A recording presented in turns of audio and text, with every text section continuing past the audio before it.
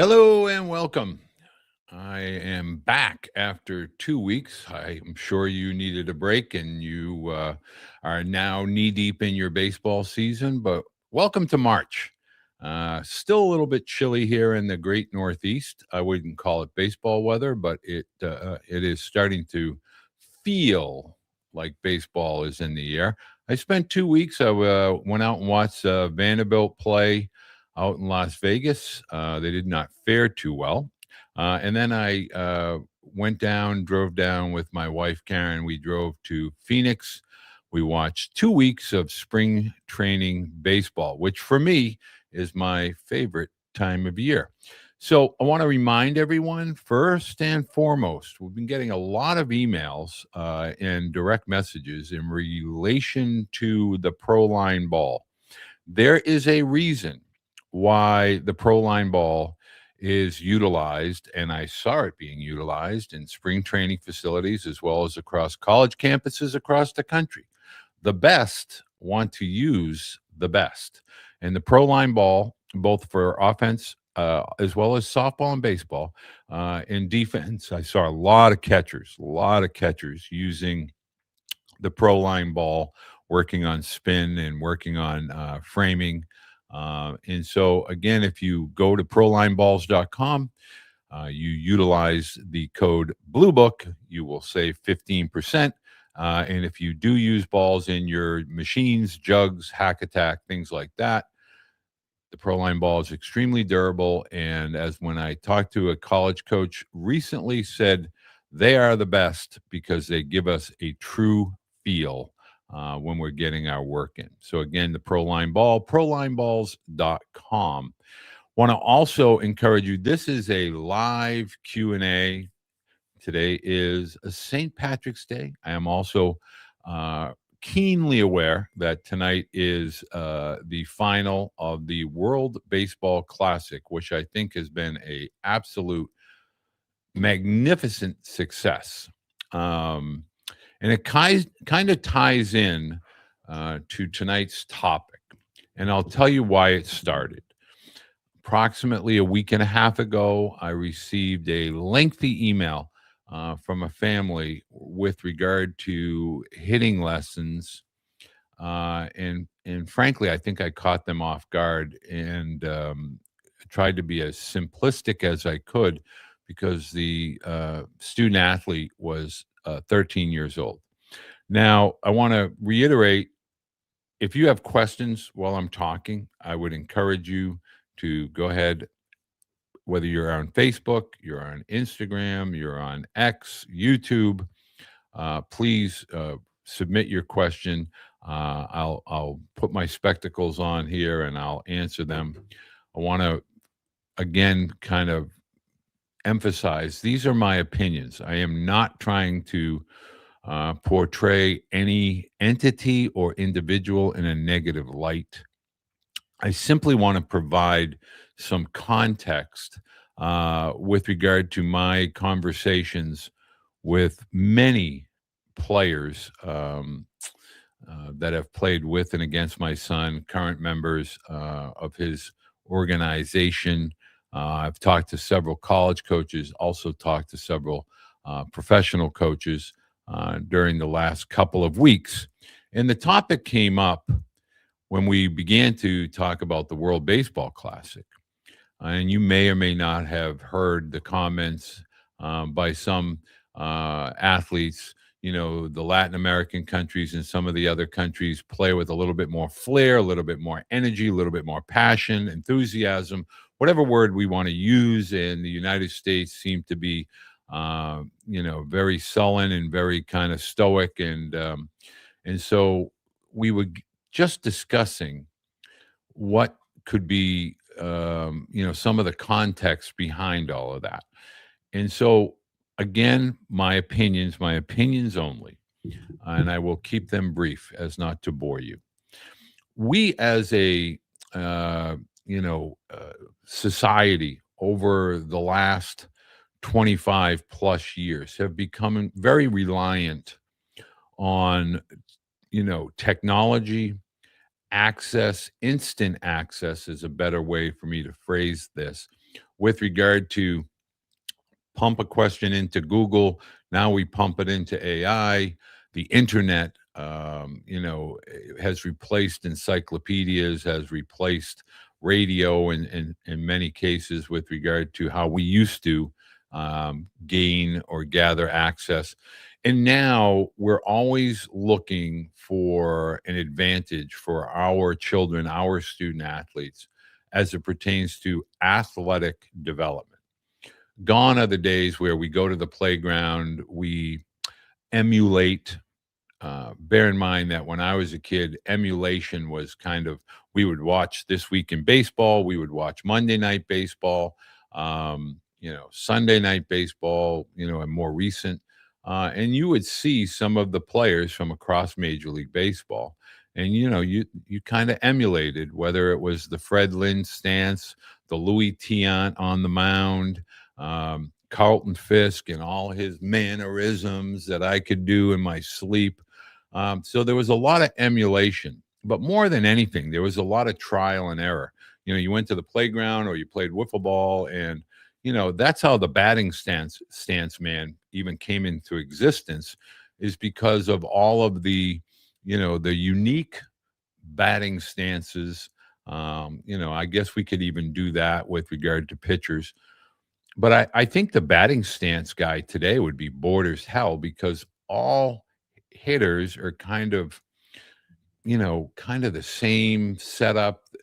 And what I want to share with parents is we're walking a very, very thin line. And I think there is a line that we could draw from how we're teaching young athletes, instructing young athletes. And I think there's a connection with regard to injuries. I think we are trying to place too much emphasis on movement patterns that younger children or younger student athletes are not ready to utilize or be able to execute, because they lack the strength. They also lack the basic foundational skills of things such as see ball, hit ball hard, throw balls for strikes, and then begin to build off of throwing strikes, fielding. I can remember vividly as a kid, 1972. Yes, I am that old. And I would watch Willie Mays make these basket catches. So I went to practice one day at Wyoming Little League, and I did a basket catch. My gosh, man, my coach came out of the dugout. Beede, what are you doing? Who do you think you are? You're not Willie Mays. But my point is that you began to understand that there were the major leaguers and there were the little leaguers. And I, of course, was a little leaguer. So you may be asking yourself, well, if this guy was an elite hitter in college or the professional ranks, what's the harm in trying to learn from him or her, if we're talking about soccer or any other sport? And I want to kind of start there. When children are very young, they're very impressionable. Okay. And, in the world we live in today, with equipment, costing hundreds of dollars, whether we're talking gloves, batting gloves, protective equipment, bats that can range anywhere from 300 to 500 or more in some cases. I go back and I revert back to the old Ted Williams line and I've said this before, what is really the key is it's never going to be the arrow. It's always going to be the Indian. And that metaphor is meaning you can have the most elite arrow, but if the Indian that's operating the arrow is incapable of firing it correctly or aiming it correctly or utilizing it correctly, the arrow is not magic. It's all in the hands of the operator. So now take that into athletics. We can have a great glove, we can have a great bat, but we are trying to fast forward all of our younger athletes And we're trying to get them to think that there is an instant cure for what ails them, meaning if they're swinging and missing, popping up ground balls.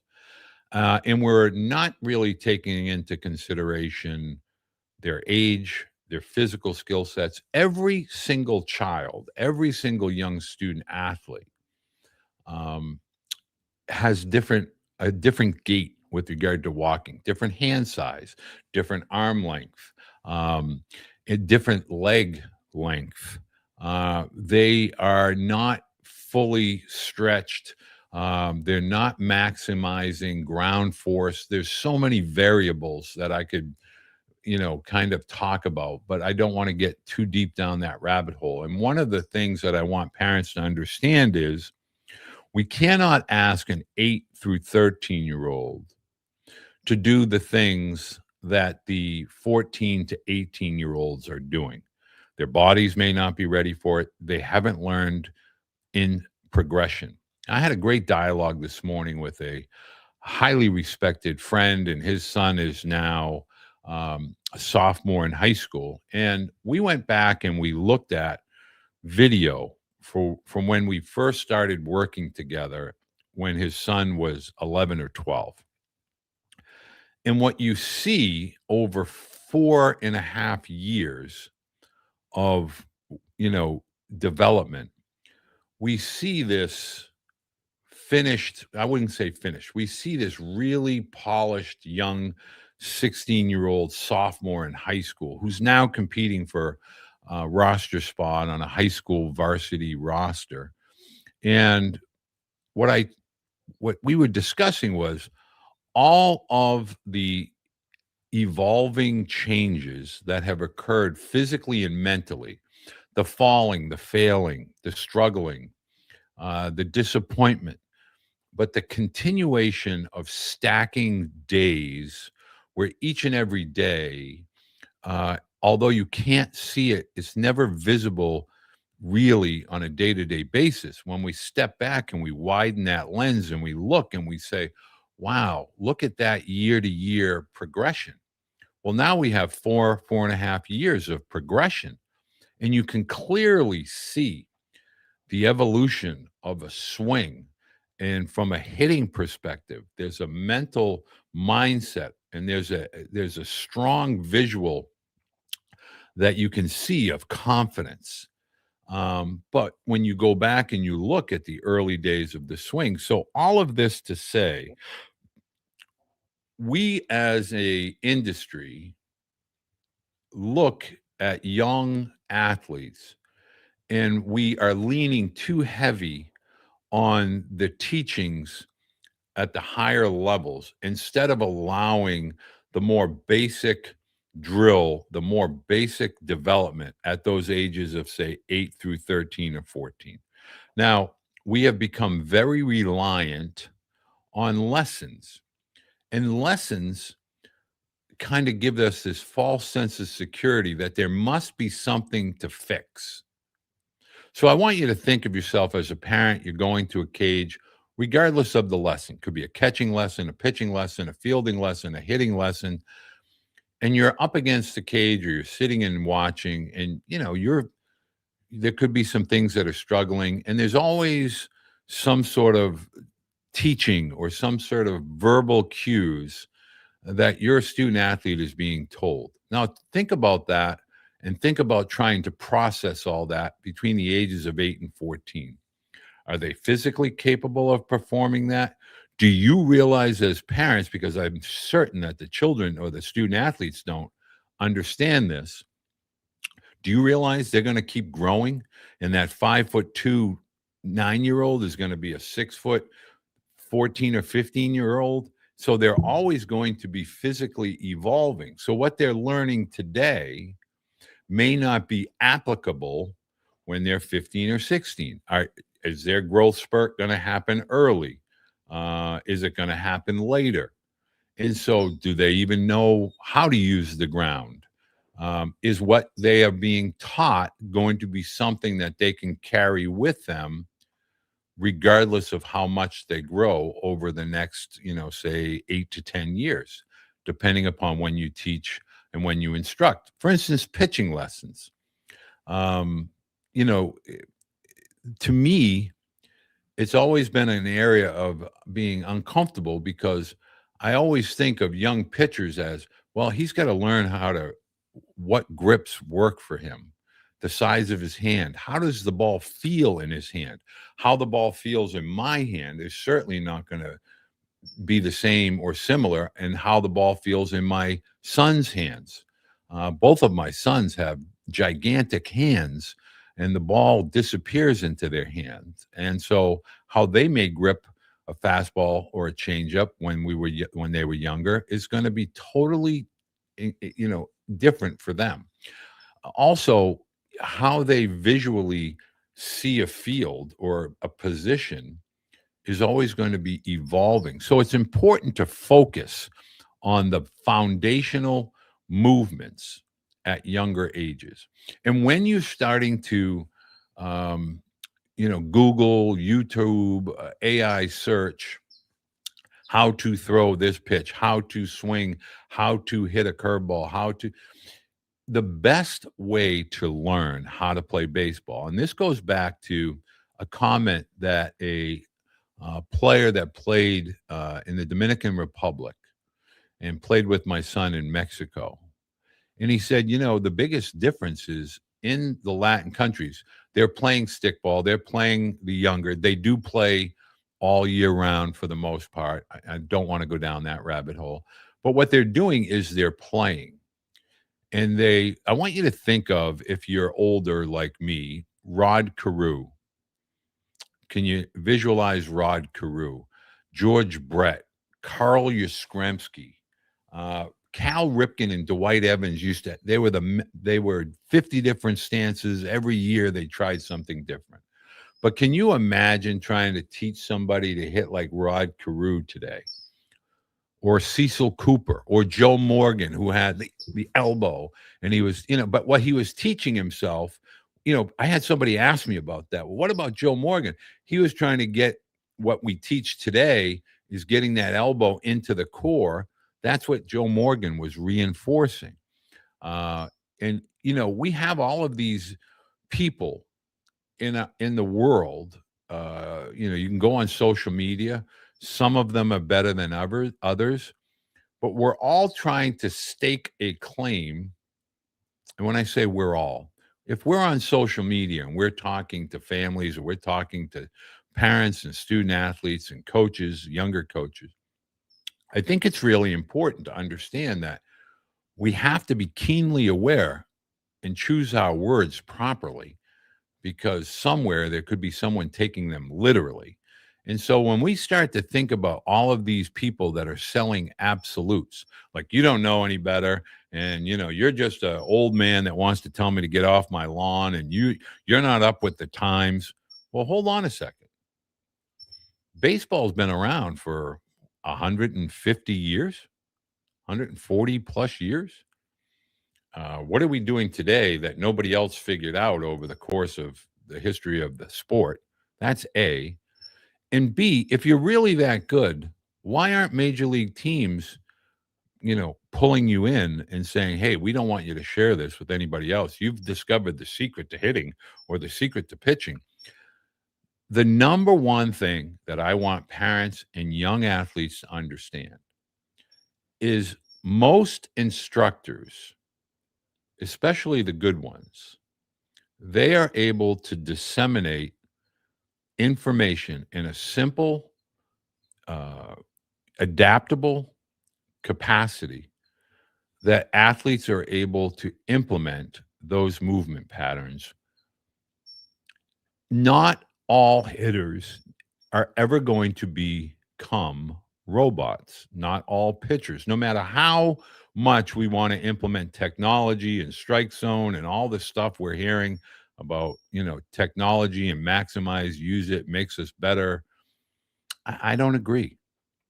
And the number one thing that I want you to understand is individuality comes from the human body, the human mind, how an athlete processes visually in an instinctual capacity is what separates them from everybody else.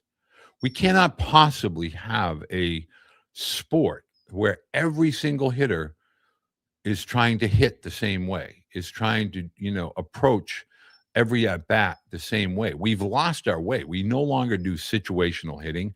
We don't hear anybody talking about the craft of bunting. We did see last year within the World Series, we saw the top two teams in baseball at the major league level, and they both did one thing extremely well. They put balls in play. And we don't hear that topic discussed enough. In other words, they both were very aggressive with putting the defense on its heels, taking the quality of play to the defense, which is the key with baseball, by the way. So we don't talk about bunting. We don't talk about situational hitting. We don't talk about what your student athlete is capable of doing as a hitter, but more importantly, what they're not capable of doing as a hitter. Meaning, what are their strengths and what are their weaknesses? And if we have weaknesses that are identifiable, meaning if you're a table setter getting on base, you're good with your foot speed, then maximize that. Think Willie Mays Hayes. I don't want to hit the ball in the air if I have elite speed. I want to hit it on the ground and maximize my tool, my speed. If I'm tremendously strong, physical, I want to get balls in the air. I want to drive baseballs. More importantly, I want to impact the baseball and hit the baseball hard, which is what coaches are always saying when they join us on the Coach's Corner. They want hitters that limit their swing and miss and really focus on quality ball strike, consistent ball strike.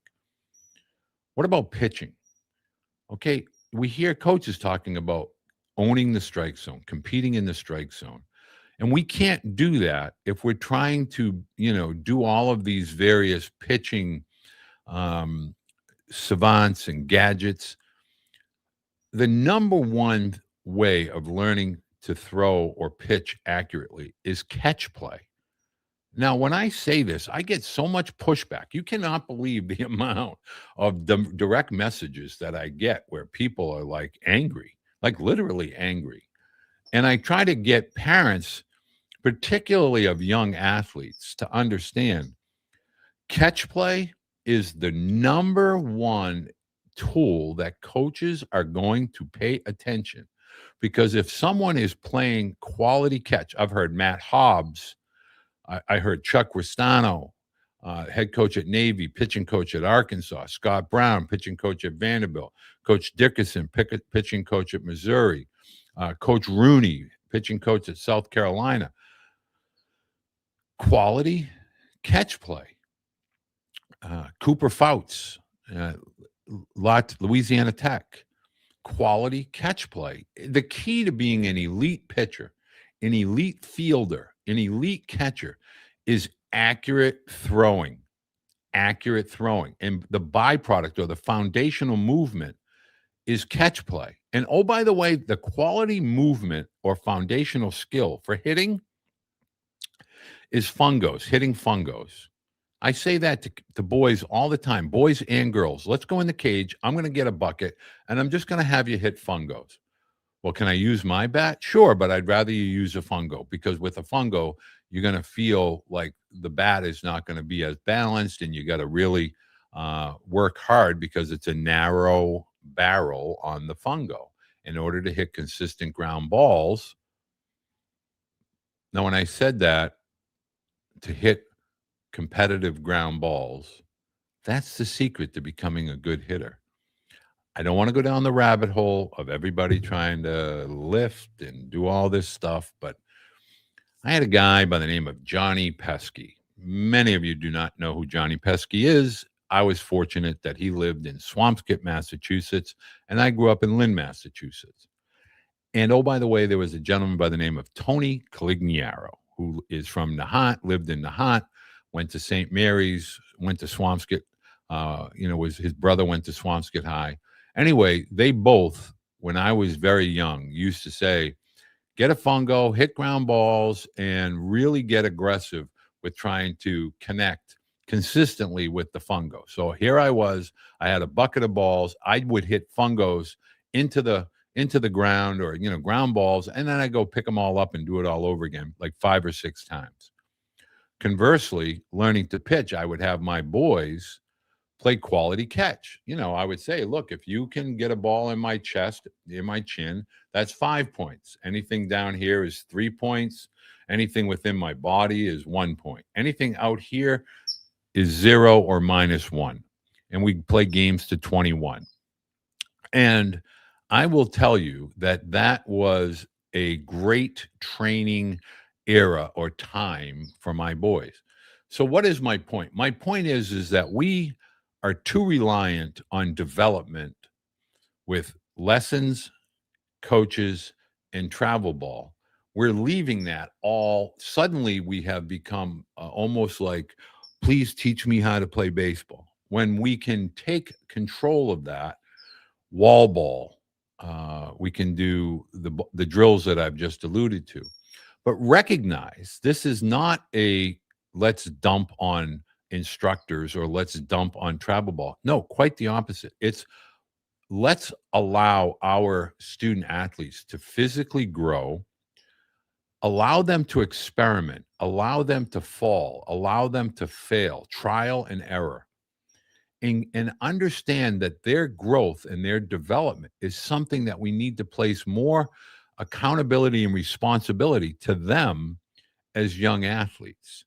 And I think the more that we take the time to hand that baton to our student athletes, the better they will become over the course of their younger teenage years.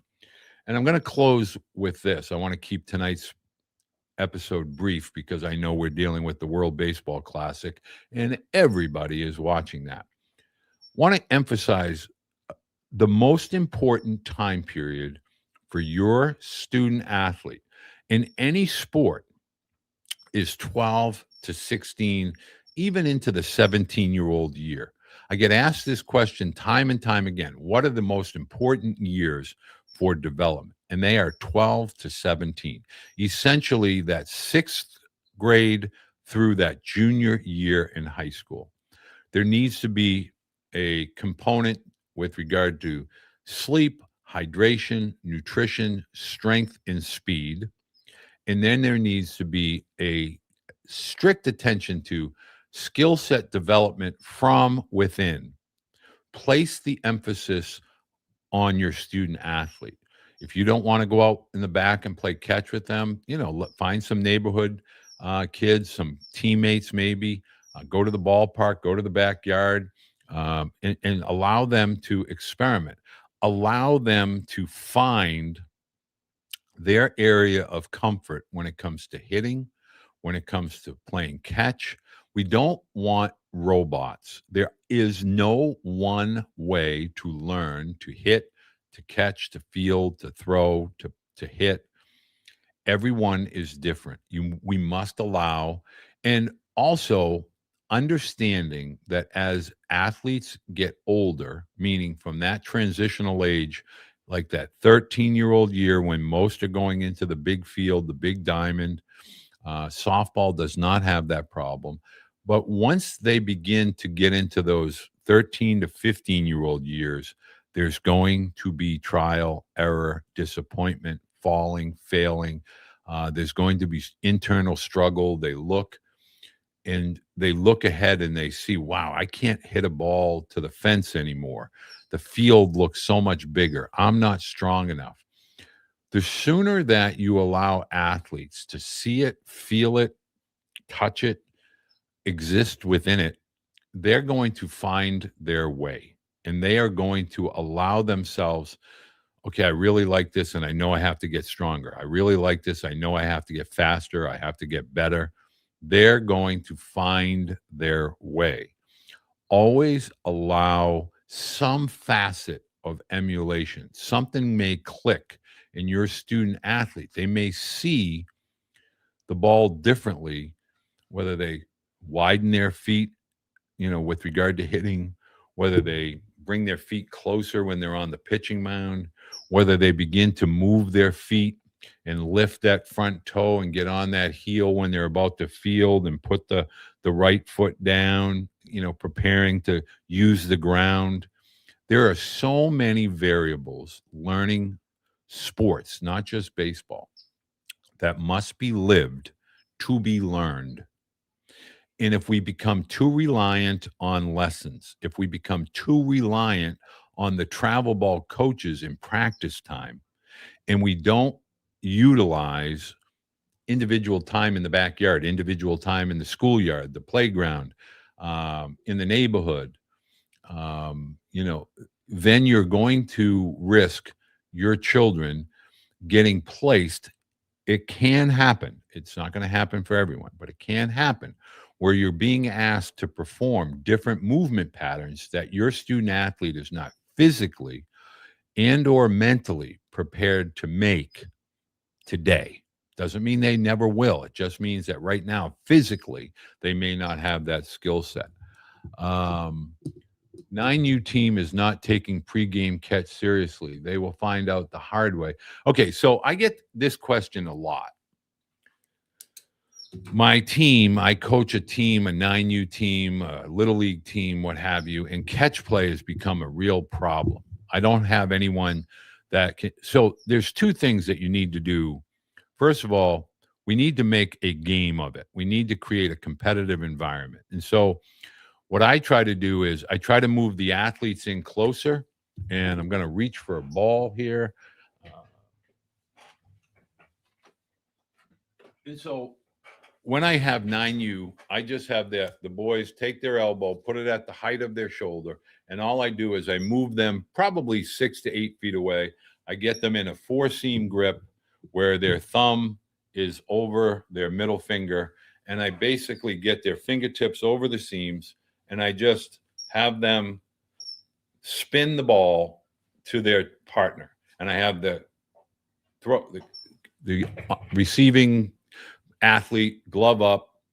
Here's the ball, and I have them do this. And then if once all the players on the team have done that, where they've hit their partner in this area here twice, we then back up. And then once they get to that stage, then I have them do a figure 8 where they take the ball away with their elbow and then do the same thing. So I start here and then I go elbow back and do it that way. And so I keep it that pace, 9U, 10U. And then once they begin to get more accurate, now I'm starting to move the feet, meaning catch the ball on your throwing foot, meaning if I'm right-handed, I want to catch the ball on my right foot, transfer, pull away with the elbow, and then practice that transfer, that catch and transfer. Catch play, cannot emphasize this enough. Catch play is the foundation of every position, defensive position on the diamond. If your boys cannot play catch properly, the odds of them becoming an elite baseball player are slim and none. And Slim left town a long time ago. I promise you, catch play is the foundation for every defensive position on the diamond. Next, before we leave, hitting. Parents, play pepper. Play pepper with a wiffle ball bat. Play pepper with a fungo bat. Play pepper with a broomstick. Play pepper. However you can utilize and create eye-hand coordination. The more you do that, the better your student athlete will become as a hitter. I promise you. It's a simple game. It's been around for well over a century, been around for decades. And, for years, I have done that broomstick drill with athletes for 45 plus years. There's never been one athlete that has taken the time to use the broomstick to hit wiffle balls, tennis balls, rocks, acorns, lima beans.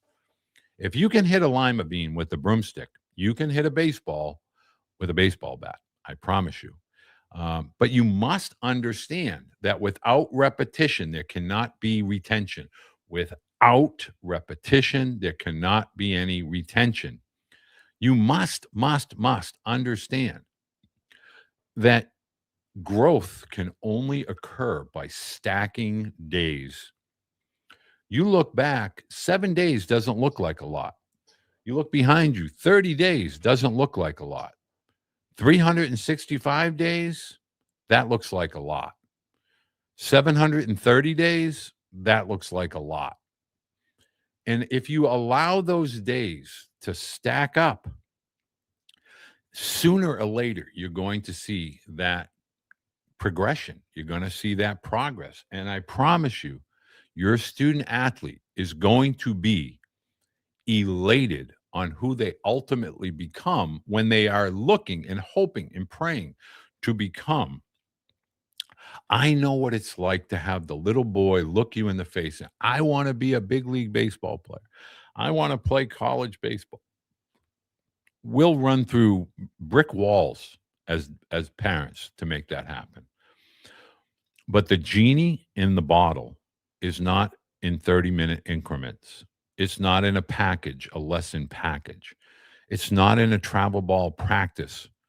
It comes in the form of internal desire and passion. And as a parent, I know this is going to hurt, but there are going to be days that your student athlete's going to go 0 for 4. They're going to walk right into the front door, take off their shoes, and go right in the bedroom and shut the door. They're going to be sad. They're going to be disappointed. And in some cases, that's when learning really begins to occur because they look in the mirror and say, I'm tired of being this guy. I'm going to be the best version of myself. And for the love of goodness, please never compare your student athlete with any of their peers, any of their competitors. Let them be who they are. Let them understand you love them, you support them, you're there to help them in any capacity. But we don't always have all the answers. And sometimes falling is learning. Learning is growing. And growth is what allows the deep appreciation and the love and the passion for the sports that our athletes play. It's as simple as that. So I want to make sure I don't have any other questions. Uh, you're very welcome. I'm happy to share any little drills. If you have a question like that, I get a lot of times, I am doing some work with Little League Baseball, doing some work with some teams. Happy to share my thoughts. But we must understand the game of baseball for over 100 and plus years has become a part. Look at the world. Look how much growth has occurred in the sport of baseball. We take pride. That's America's pastime. It's America's sport. But now look around the globe. Look around in all of the different countries. Look at the love and the passion and the excitement and the enthusiasm they have for baseball. And think about how they genuinely enjoy the sport and the passion they play with, the creativity that they play with. We cannot take that away. We cannot try to create the robot. The robot is devoid of emotion. Therefore, they're devoid of passion. We must understand that the falling and the failure is part. If a pitcher is successful, that means the hitter is not successful. If the hitter is successful, the pitcher is not successful. And you as a parent are going to be on both sides of those things during many, many, many, many years as your student athlete participates. You go from the highest of the highs to the lowest of the lows. That doesn't mean your student athlete is any different, not any worse, not any better. We don't have to run to the magic pill of the lesson. We're overloading our children with movement patterns and systems that are not applicable to younger children. They're for adults. Think about how old your child is. Get them to understand the basics of playing catch, fielding, catching, and throwing. That's the foundation of baseball. Getting them to understand the more consistent they make contact, the more aggressive their bat's going to be, the more confident they're going to become. They don't fear swinging and missing.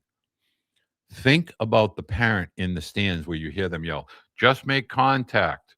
Keep your eye on the ball. Keep your elbow up. Whoa, whoa. I don't want to think too much. I want to see the ball, swing, and hit the ball.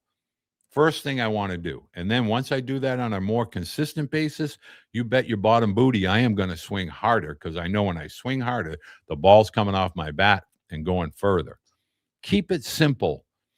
Trust in repetition, individual repetition. That is where the magic sauce really is. If you have questions like this, please go to the website, walter@coachbeede.com. You can send me a DM on social media. Please, if you watch my social media, can you please comment? Can you please leave a thumbs up? Or if you want, a thumbs down? Just engaging in the content helps build the community. Our goal, really, the Blue Book, I cannot say this enough. We are aligning ourselves with companies like Proline, with Pocket Path, with Corvive. We're going to be working with ACT, you know, instructors. We're going to help parents find and navigate items and people that can help nurture your student athlete and grow. We talk with Tamara Seaman with regard to mindset mastery. We're going to do a whole project on that. But please help build the community by sharing the channel, sharing on Facebook. If everyone shared content, Facebook, Instagram, YouTube, X, formerly Twitter, it would help grow the channel, grow the platform. I want to say thank you. I want to let everyone know, I hope you're enjoying the World Baseball Classic. It has been a really tremendous event that I hope is only going to grow and get better, spreading the power and the passion of baseball across the world. Thank you so much for watching. Please let me know what you think of tonight's video. Leave a comment, leave an engagement, and for the love of goodness, please subscribe. It's free.